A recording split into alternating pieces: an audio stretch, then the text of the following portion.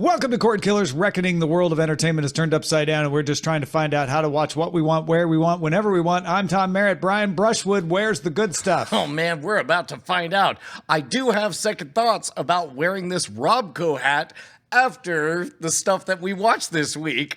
We'll get to that later. I don't have my Vault-Tec shirt on. My Pip-Boy watch is currently charging in the car. That's probably for the best. There you go.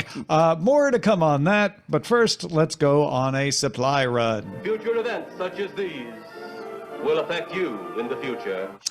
There's a bunch of examples of what streaming companies are trying now that we have moved into the monetization/consolidation phase. I've been banging this drum for weeks and weeks and weeks. We have gone from, hey, everybody, cheap access to streaming, we'll give you everything, as they tried to acquire users. And we've gone into what is a normal phase for almost all businesses. Okay, some folks are going out of business. Let's consolidate. Let's figure out which of us are going to survive. And let's figure out which of us can actually pay for the services that we're developing. So we got lots of examples here. Disney CEO Bob Iger told CNBC the password sharing crackdown for Disney Plus will begin in June. That includes Hulu and ESPN, by the way. It will start in just a few countries in a few markets before expanding to everyone in September. The terms of service have been updated, and when Disney Plus detects password sharing, it will prompt the user to get their own password. Account holders will also have the option of adding members from outside the house for an additional fee. They didn't announce how much that fee is going to be yet. And not coincidentally, Iger believes Disney's streaming business will be profitable by the end of the year. Not just because of this, but partly because of this. Streaming companies are moving from acquiring users to figuring out how to make streaming businesses work. And a little addendum that came in just today, the information found some documents indicating that Disney Plus might add some streaming linear channels, like your sort of fast style channels organized around Marvel, Star Wars, Pixar, etc. I mean, they should do a Simpsons channel. They've got The Simpsons, for instance. I got lots of other examples here. Obviously, Netflix began its password sharing and started making money, so Disney expects it to do the same, Brian. But, you know, I mean, this isn't shocking at this point, right? Well, so when we first, Netflix was the first to kind of crack and start cracking down. So it's like in the before times, and keep in mind for new listeners, and I know we have a few, we've been doing this for 14 years. And in the beginning, it was interesting because it was very difficult to get your hands on HBO original material. And they intentionally didn't make their many ways to get a hold of it, and they enjoyed kind of like double dipping of like, not only would they get the cable fees, but also, you know, the HBO Go and the HBO Nows and all that stuff, and on top of that, they got the notoriety of having Game of Thrones be the single most pirated thing in the entire planet or whatever. So, you know, obviously pendulum swing and so on. And right, I know when Netflix started cracking down, we questioned whether or not, is this them just catching cake crumbs on the ground? Are they running out of steam or whatever? But strangely, and tell me if you disagree with this, Tom, now that Disney's doing the same thing, it kind of feels to me like, you know, the universe, the Big Bang happens and then planets consolidate, right? We're kind of going back to the big three that you and I remember from our childhood. Imitation is the sincerest form of flattery, stuff like that. Yeah. It looks to me like Disney looked at Netflix and was like, great, Netflix, you be the first out that door and see how it works.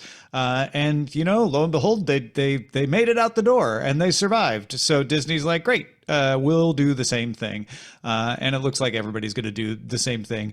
The good news is, there does not seem to be a lot of disruption to Netflix. You will find the anecdotal accounts of people who went on a vacation and ran into the password sharing problem and couldn't get good customer support. You'll find people who claim like, I wasn't sharing my password and it thought I was, even though I was at home. Those are technical glitches, but those don't seem to be widespread.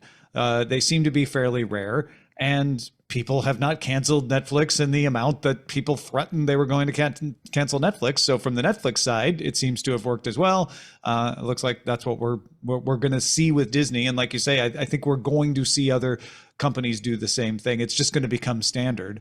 I like the idea that they give you a chance to add a person to your account rather than just kick you off. I think that's smart on their side to recover a little fast money, makes it easier to convert somebody into a paying subscriber. And I think that's good on the customer side to say, hey, we don't want you to do this for free anymore, but here's a way that you can, pay to continue to keep things the way they were.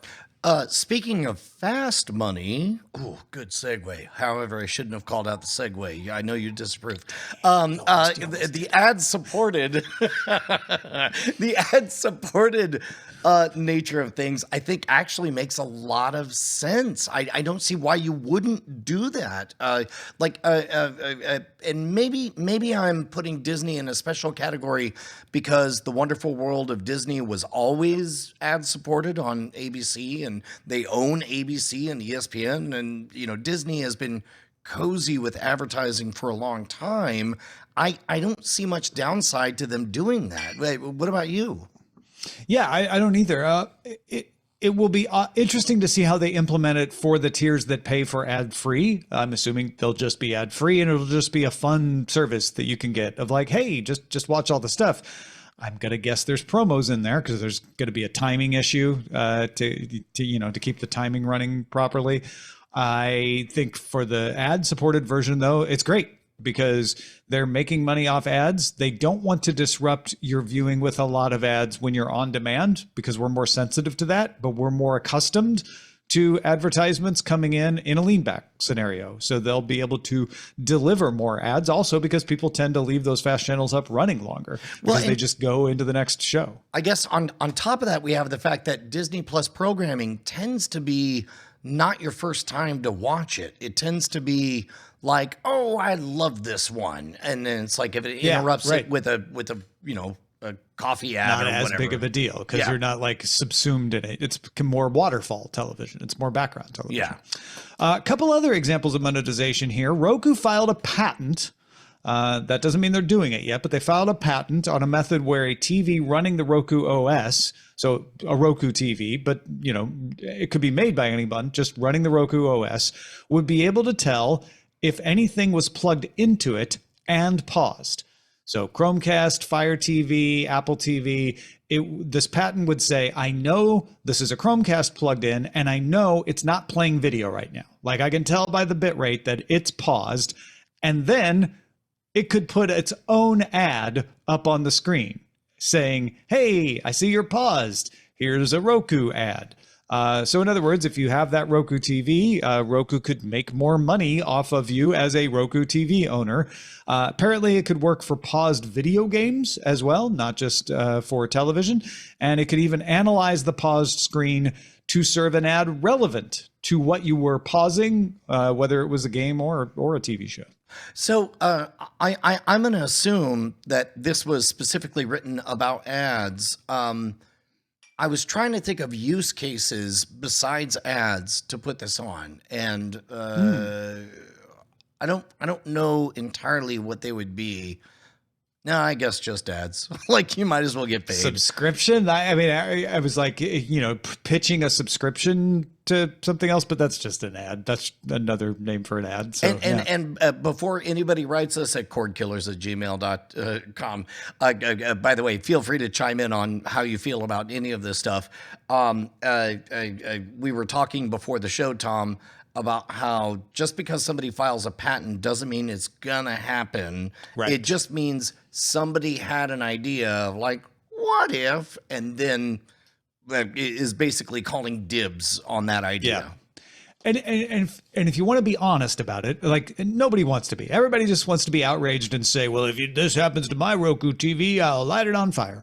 But if you're being honest, if it's a big full screen ad that's annoying and covers everything up, you're going to be upset. They won't do it then. If it's small, if it's a tiny thing up in the corner and it's really relevant, you're either not going to notice or you're not going to care much.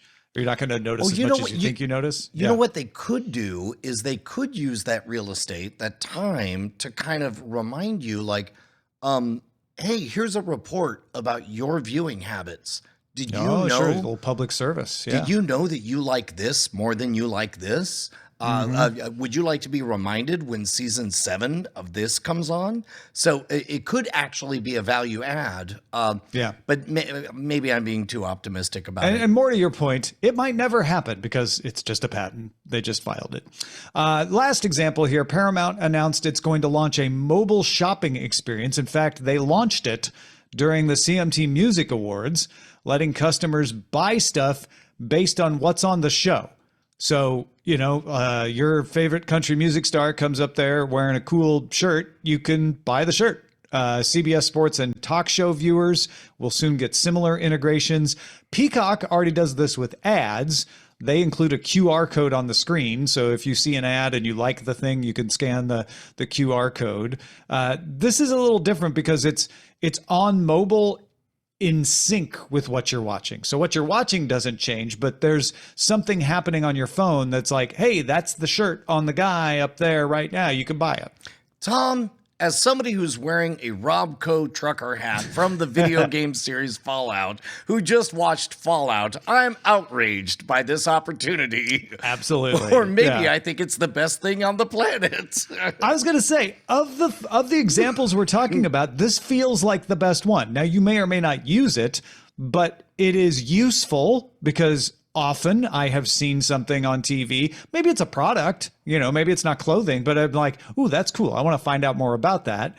This lets you do that. That gives you an easy way to get that information, but it's not disrupting your experience. And it's not cracking down on password sharing. It's not doing any of that stuff. And to be honest, of the two of us, I'm a bigger fan, it seems, of the Amazon.com X-ray feature, where it's like the moment you pause it, it says, these are all of the actors.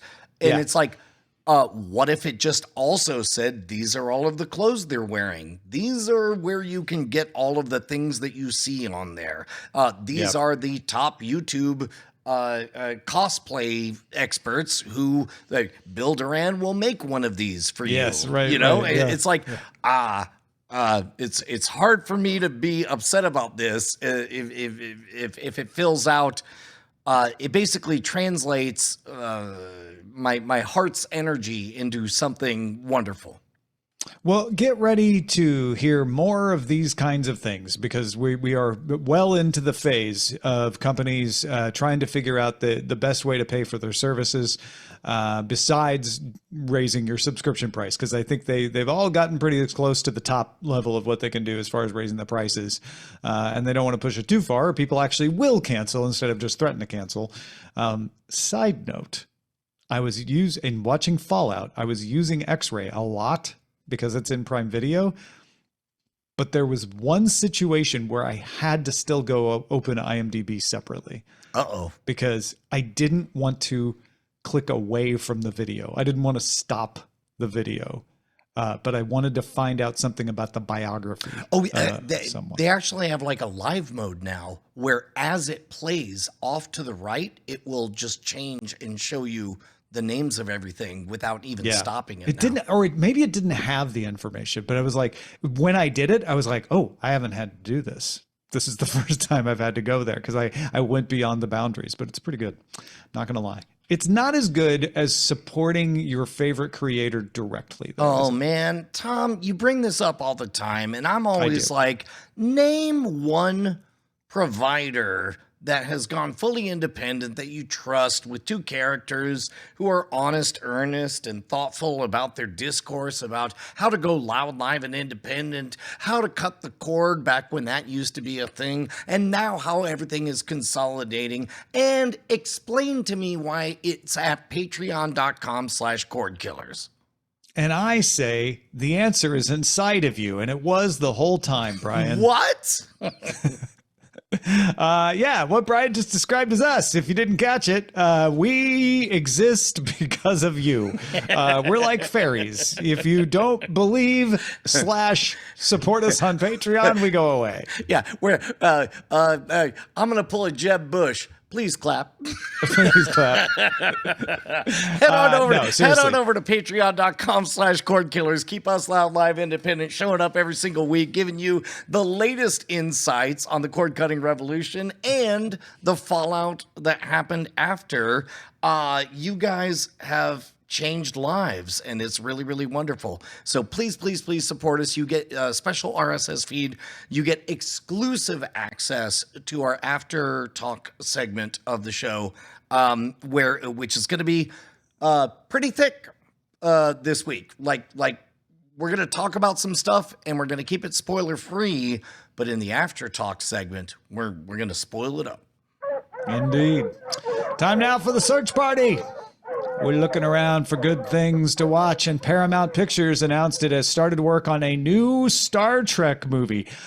Slash Film reports that untitled Star Trek origin story will in fact be a prequel to the J.J. Abrams Star Trek movie of 2009.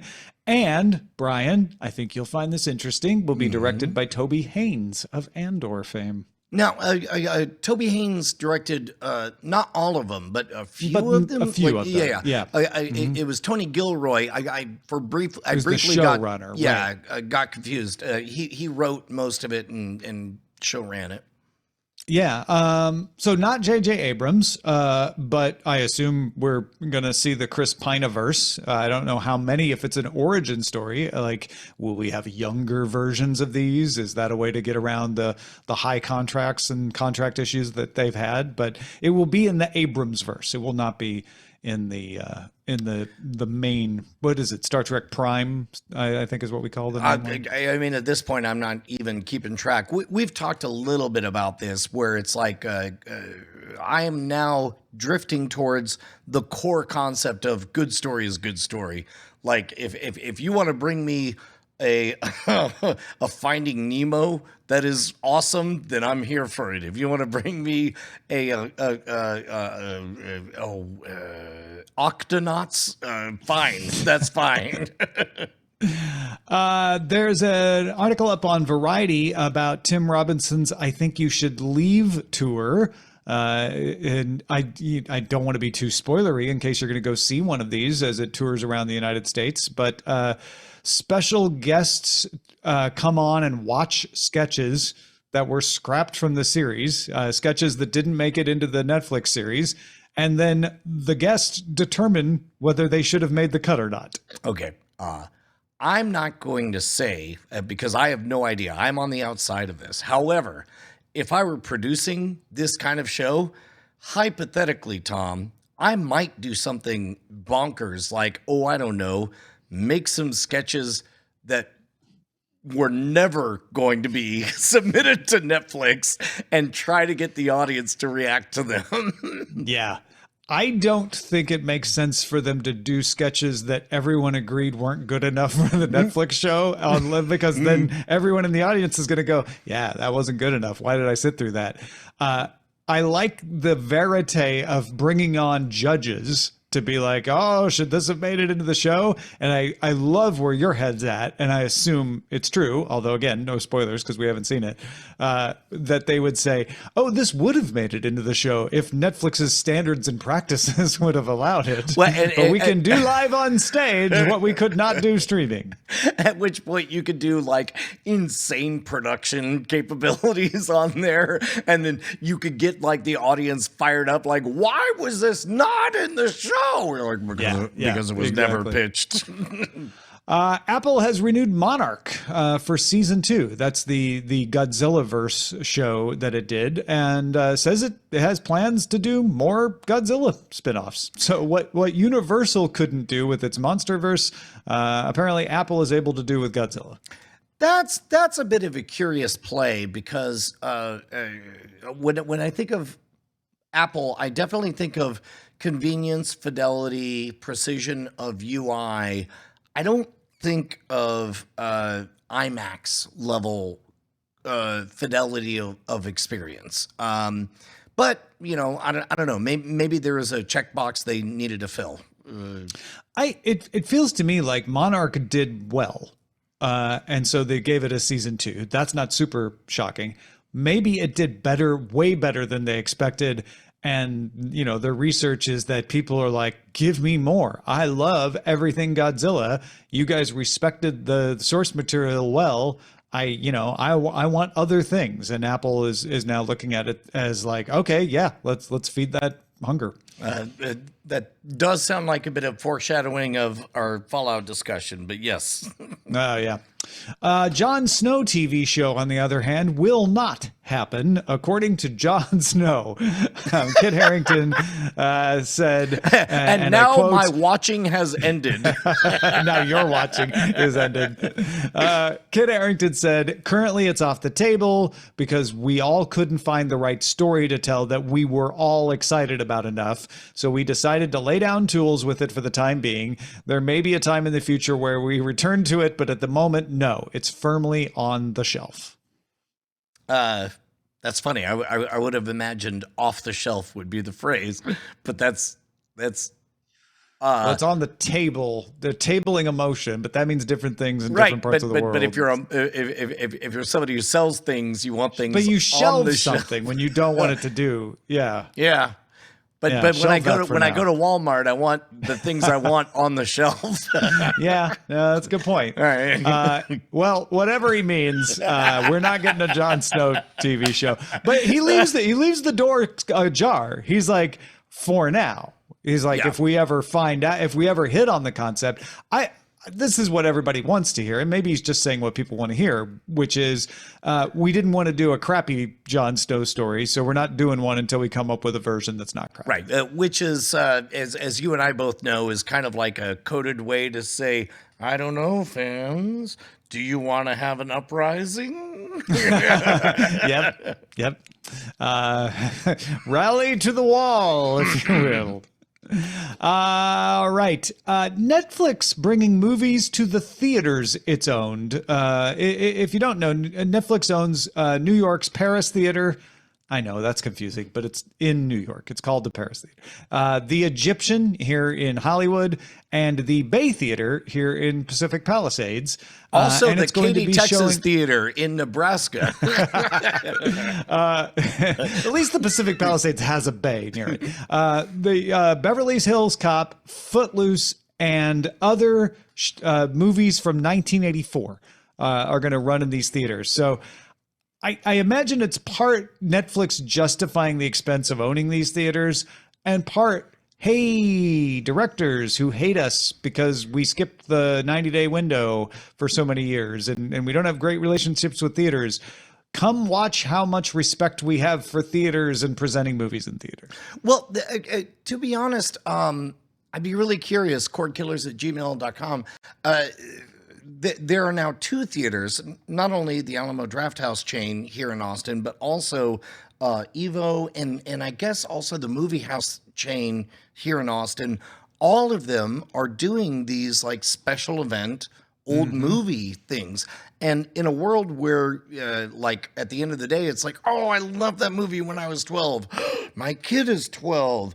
I can eat pizza and have beer. Yes. I haven't gone to any of them, but I would love to hear those experiences from other people. Yeah. And this is clearly Netflix owning these theaters is outreach to the film community to be like, look, we're trying to do the right thing. We're preserving old theaters. We're showing old movies in them. So I'd keep an eye on what else Netflix does to try to get people to think of them as respecting the culture of film, because they're often held up as like Netflix, they're ruining film because they want people to watch things at home. Well, when it was in fact HBO Max that put all their movies on HBO Max. I used to be a little bit more hostile to Hollywood in general, but now I understand. It's like, look, if you're going to drop everything, leave your family, go to the West Coast and try to make it, then the cultural cachet of having your movie in a movie theater probably matters a lot to you. And there's something fancy about a movie in a movie theater. Not gonna lie. I'm less frustrated by all of that now. Yeah. Speaking of movies and movie theaters, Disney released a bunch of new dates for several of their movies. Night Bitch, a comedy horror film starring Amy Adams, will open in limited release on December 6th. It's about hold on. I can land this. It's about Richard Nixon. Let's see if he's right, folks. Comedy horror film starring Amy Adams is all the information I have on it. We'll find out. Yes, the answer is yes. That's exactly right. So that one's coming on December 6th. The Amateur, a spy thriller with Rami Malek and Rachel Brosnahan. That one comes April 11th. Tron Ares, the sequel to Tron, will open. Well, the sequel to whatever the last Tron was. Legacy, yeah. Tron Legacy will open October 10th of 2025. The Mandalorian and Grogu, a cinematic spinoff of the hit Disney Plus series, will open May 22nd, 2026. So a couple of years down the road. Toy Story 5. Why Not will debut June 19th, 2026. And the quest for more money. live action Moana has been pushed back to July 10th, 2026. Okay. This sounds like a lot of Disney.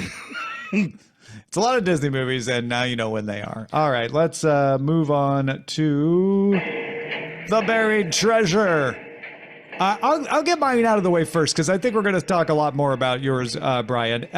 Every year, my wife and I participate in Coachella, where you watch the Coachella Movie Festival on your couch live streaming. It has changed over the years in being available with one stream where you didn't get to choose. You just watched whoever was on. I believe we had to watch it on our Xbox for some reason. It has then moved to YouTube. It had, for years, a couple of streams. And then I believe last year or the year before, they started to give you dedicated streams for each tent. So, you know, the Sahara stage, the Gobi stage, all of the stages they have there. And this year, it's the first time where they did multi-view so that you could actually have up to four stages up at once. And be able to just highlight which stage you wanted to hear the music out of, which is helpful when you're waiting for someone to go on stage that you want to see, but you're like, yeah, let me sample what's going on the other stages. This is closer to what it seems like you like about the Olympics experience is the ability to hop around. Like things are happening and they're happening live in real time, and I get to judge them and feel superior to them. I'm Tom Merritt. Yes, exactly. Especially that last part. But yeah, it's a little weird because you don't get to pick the stages and put them in the 4-box. They just have dedicated streams for every combination of stages that you could think of. So you start the 4-box stream of 4 stages, and then they have one other 4-box stream of 4 stages, or you can choose these 3 or these 3 or these 2. But basically you have it up there, and then once the thing that you want to watch is on, you can click on that square and it'll go full screen, and then you're watching just that. Did you ever find yourself encountering choice paralysis in that stuff? Like I know you like having the options, but like at some point, for me, those experiences feel like, oh, now I have to do switching for you, that kind of thing. I didn't, and that's the beauty of Coachella over the Olympics. You only have 6 stages to choose from, and not all stages have an act playing on them at once. So really, most of the time, it's choosing between 2 or 3, and you have it's easy to see because they put up a slate when no one's performing. Here's who's coming next. And you're like, oh, great. I'll just keep an eye on that till J Balvin comes on. Meanwhile, let me check out this Sabrina Carpenter. And then you discover people that you never saw before. And you're like, damn, that's Sabrina Carpenter. She's pretty great. I'm going to add her to my playlist now. That's kind of brilliant insofar as it gives you structurally permission to only half pay attention. And if you're only half paying attention, then why not go check out some of the other stages? Yeah, And because that kind of- there's no the choice paralysis doesn't come because you're not spending a lot, right? You're not spending a lot of attention. So the only thing I would say is you did have to pay attention if you're not on the stage you want to be at.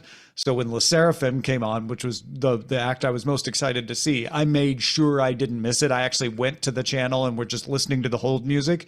But with J Balvin, for instance, it started and I don't know how much I missed. I don't think I missed much, but I'm like, oh crap, he started, and I had to go over there. So they could use also, maybe some better luckily, alerts or something. You'll never know how much you missed because you missed it. You can rewind. That's actually the other cool thing is we actually just went back and like, oh well, let's just rewind and we'll start from the beginning. So they do replays and everything. I can't say enough good things about how YouTube is streaming the Coachella Valley Music and Arts Festival. Well, a quick question: how do you rate this year to previous years?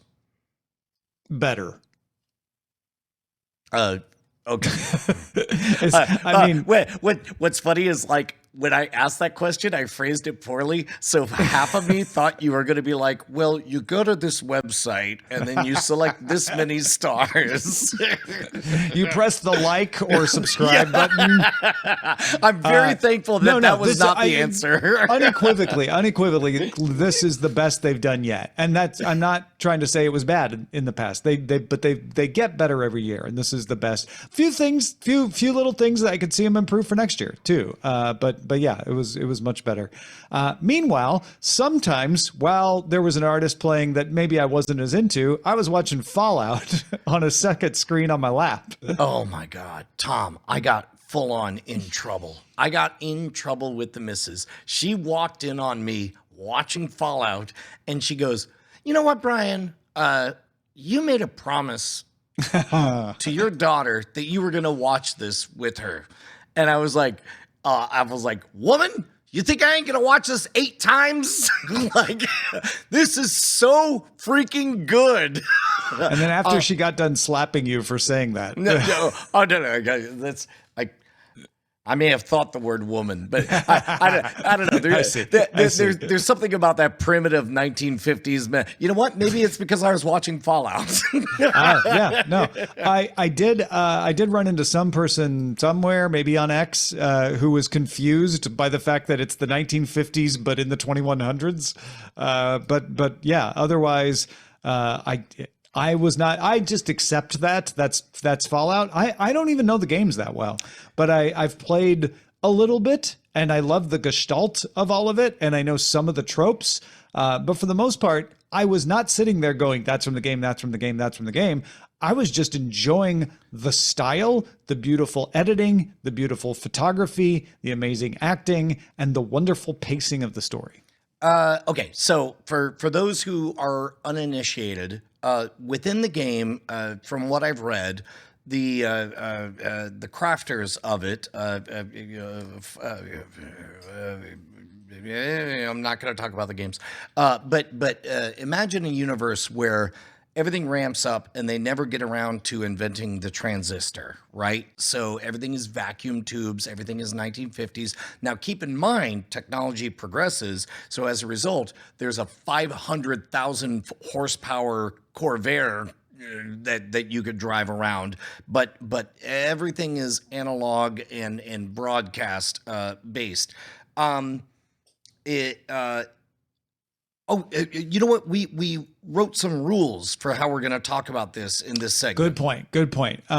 If you are a patron and you get After Talk, we are going to get spoilery in After Talk. So we will talk about our full thoughts of Fallout without holding back in case you haven't watched it. Points, yeah. Yeah. But that will be only available to patrons and only walled off in After Talk. For this show, because it's got a wider audience and because we generally don't do spoilers on Cordkillers, we're going to talk non-spoilery about how much we both seem to have loved Fallout because it was great. I would like to officially take back anything negative I've ever said about Jonathan Nolan or any of the team on Westworld. This was gorgeous. The pacing was incredible. The talent was sublime. Walton Goggins is amazing in it. The surprise vignettes from Matt Berry and there was one later on that surprised me that was incredible as well. We'll talk about all that in after talk, but just speaking about the composition, Fallout is designed as a video game to be one of those open world games where you're just constantly being distracted by side quest after side quest, and there are different cultures and at the risk of making a pun, enclaves of different groups of people. From a production standpoint, watching the color palettes and watching the style guides and the character guides of each of the individual societies was just an absolute treat. It jumps forward and backwards in time, and it has a conceit where all of it makes sense and is consistent. And the one thing I didn't expect, Tom, was to really feel emotionally moved by the end of it. It was it was more powerful than it had any right to be, and I loved it. It was better than it needed to be, and I'm as somebody who was scared of this coming out, as much as I love to talk about like just everyone make everything, cheer for everything, but this one was precious to me because I have played every single version of every single Fallout game, all the way back to Wasteland on the 286 PC, all the way before that, seeing the inspiration for it with a boy and his dog. All just I've seen and played all of them, and it gave me a little bit of tickle of like, please don't screw this up. And they did not. They did very well. It is compelling as a story without knowing anything about the video games. I feel comfortable saying that because I know very little about the games.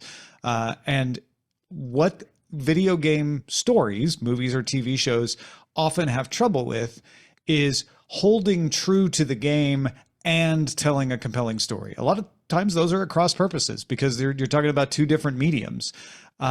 I think Last of Us did a great job because Last of Us, the video game, was a story. So that gave them a leg up. Right. And Fallout was not a story, as far as I understand, right? No, correct. It was an open world adventure.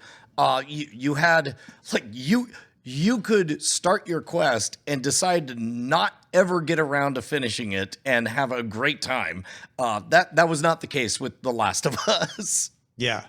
And so a lot of times what happens is the writer of the TV show or movie decides they have a great story and then gets annoyed that the video game has certain things that make them want to go, well, maybe you shouldn't do that. Or, oh, I'm just going to change that from the video game. And then the video game fans get upset.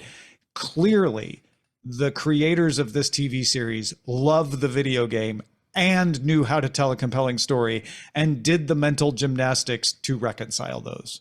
Well, and because the game itself is an open world adventure, non-spoilery, we'll talk about it more later. It managed to tell a full chapter of what is known about this universe, and the loop closes. And yet the characters remain open for the, as I understand it, already approved season 2 of the series. Yeah.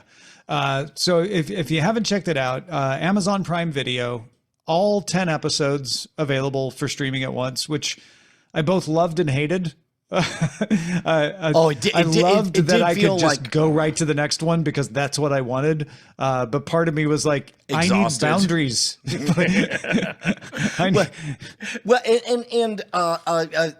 I've seen a couple of articles saying like you shouldn't do that or whatever.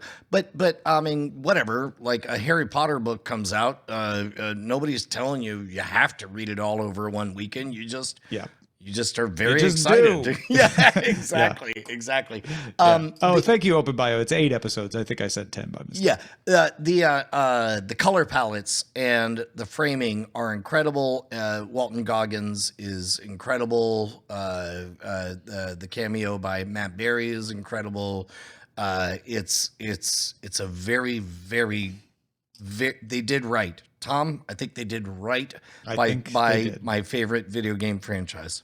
I'm so glad to hear that. I'm so glad they did. I'm so glad I enjoyed it too. Let's talk more in After Talk.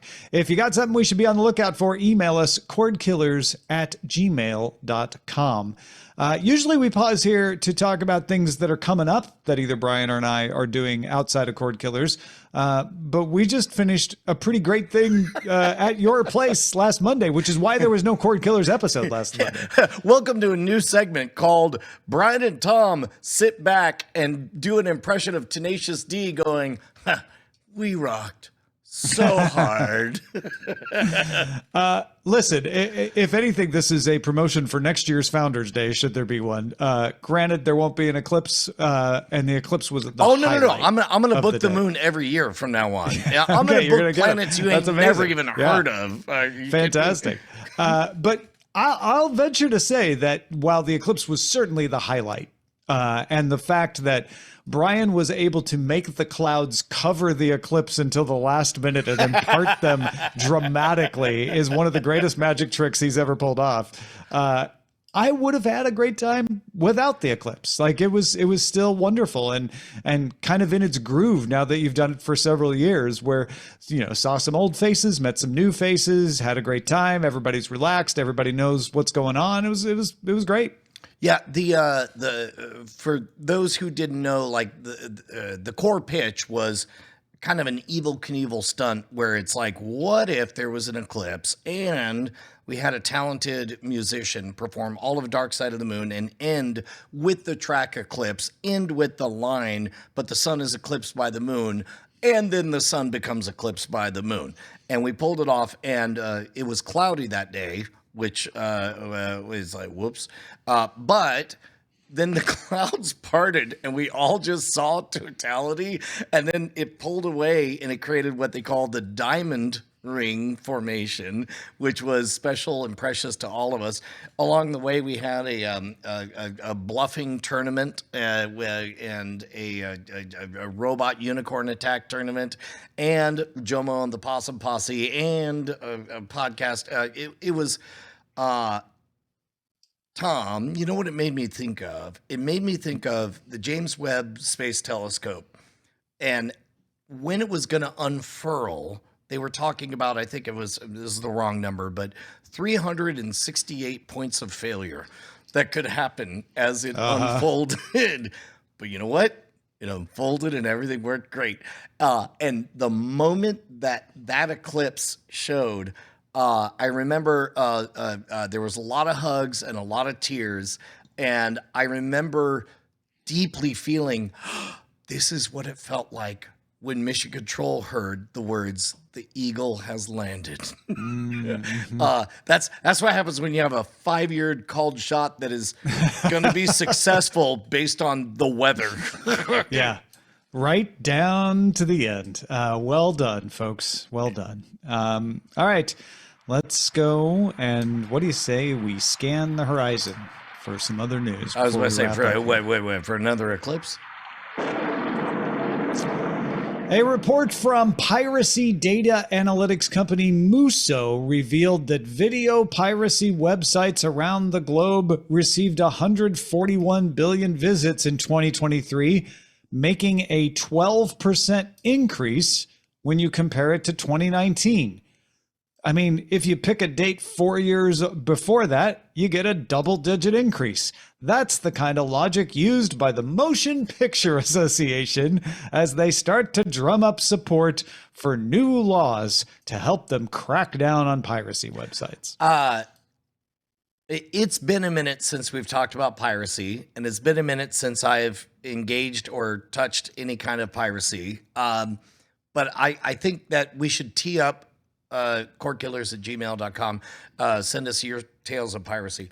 I think it's worth going back and looking at again because I have beloved people I know who are able to hold the contradictory ideas of being angry at AI for stealing from artists and yet also feel justified for not paying for Photoshop because it's too expensive. And when I have those discussions, it's really fascinating to me. So I don't think we have time to really dive into this one, but Oh, we'll have another opportunity. I have a feeling the main part of this story is the MPAA. It's lost an A, but it's still got its mojo for fighting piracy, and they're stoking those old fires again. So I have a feeling this is not the last we will hear about this by far. Paramount's going to shut down its standalone Showtime app on April 30th.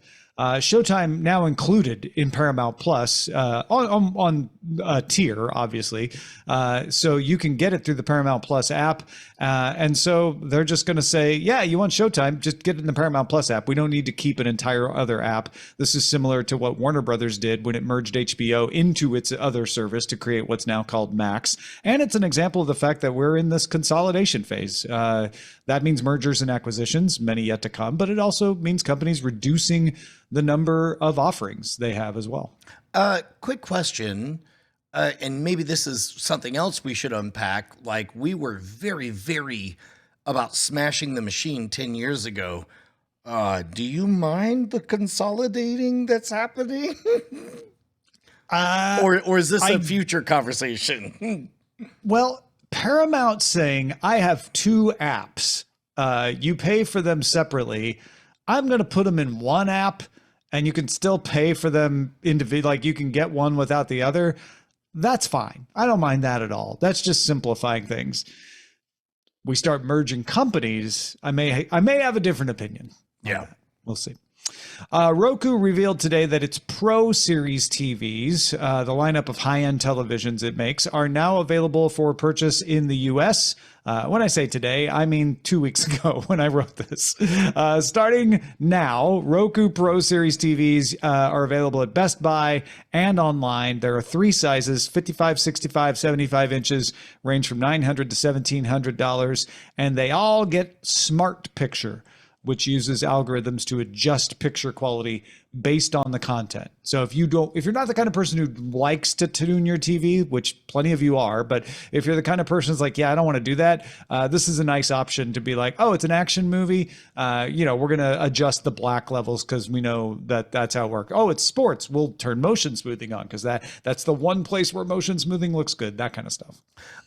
Do you still use any of the built-in Rokus on any of your televisions? Like, we've talked about we previously have talked about how TVs tend to have like a 7-year upcycle rhythm, whereas set-top boxes. We only have one TV that has Roku operating system. It's in Eileen's office, and she does still use it.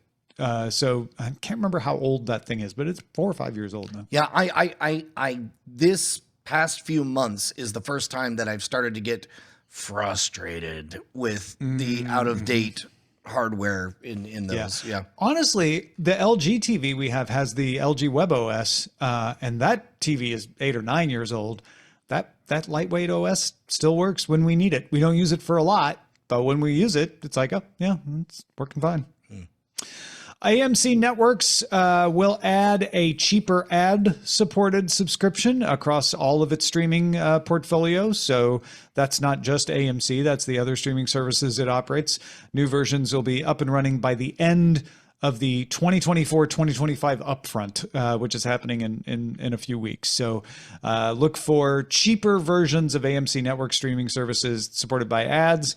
And WrestleMania XL set a record on Peacock as Peacock's most streamed entertainment event ever. Entertainment event, not sports event. Yeah. So it didn't pass the NFL playoff game, but the most streamed entertainment event ever on Peacock. The WrestleMania thing makes sense. I mean, it's like whatever they're doing, they're doing it right. ad-supported tiers, are we headed towards a world where just everything is going to have ads again? Yeah, like I think everything, so. everything I old think is they- new again. Well, they realize there's money in ads. Yeah, right. You know, and they realized, oh, we can offer people the ability to pay without ads at a premium if there's a version with ads. And But people are meanwhile, used nobody to- wants to do that. So, I guess you misunderstood what I didn't make it clear what I'm saying. We can keep raising prices on the ad-free version if we have an ad-supported version that's cheaper. So, Right? Because the ad-free then becomes the premium version that you pay more for. right. So it's like quote unquote, the number is $9.99, was and always has been. It's a bit like Coca-Cola for decades would insist on making their bottles smaller so that they could hold on to that 5 cents a piece For the price point. Yeah, and so I think we're seeing a degradation of the product to hold on to that easy to remember number. Ad-supported tiers are the shrinkflation of streaming. Yes. Yeah. All right. Let us move on to the chatter. We love getting emails from you folks. Cordkillers@gmail.com. Mike in Mississippi has a great tip. He was listening to us talk on After Talk because we were discussing what our next full experience on Spoilerin Time was going to be. It's Battlestar Gallactica, by the way. And I was having a hard time finding the lowest rated. It's easy to find the highest rated because you can easily search by rating, but it's hard. You can't flip the rating. And thank you, Mike. Mike said from the main IMDb page for a series, if you click on the rating, it takes you to a detailed ratings page that includes a color-coded table of season versus episode that makes it much faster to find the highest and lowest rated episodes. And then clicking on the rating opens the page for that episode. Appreciate all you do, and I'm happy to sign your paycheck every month. Thanks, boss, and thanks for the tip. That's very helpful. Yeah, it's a good one. We also got a bunch of suggestions for full experiences that we should do. Yeah, so we're doing Battlestar Galactica after we finish $6 Million Man, which we're finishing this week. But Tim sent us Blake's 7. That's a good one. Star Cops, The Phil Silvers Show, and Red Dwarf. And not only sent those as examples of ones that they would like to see, but also gave us the first, ultimate, least, and last examples based on the IMDb rating. So thanks for doing that legwork for us as well. Appreciate that, Tim. Which also is a pretty good way to seduce us into trying it because, like, I'm looking at a jump from like an 8.7 to a 5.1, and I'm like, ooh, what happened there? What happened? Yeah, exactly. So keep those coming to us, folks. Love to get your emails, and even if we don't read them on the show, we read every one of them. We find them super helpful, but you probably get on the show as well. So send them along, cordkillers@gmail.com. Our website is Cordkillers. Our email address, again, is cordkillers@gmail.com. We're live at twitch.tv/Night Attack Mondays at 7 p.m. Eastern, 4 p.m. Pacific. I reckon we'll talk to you next time.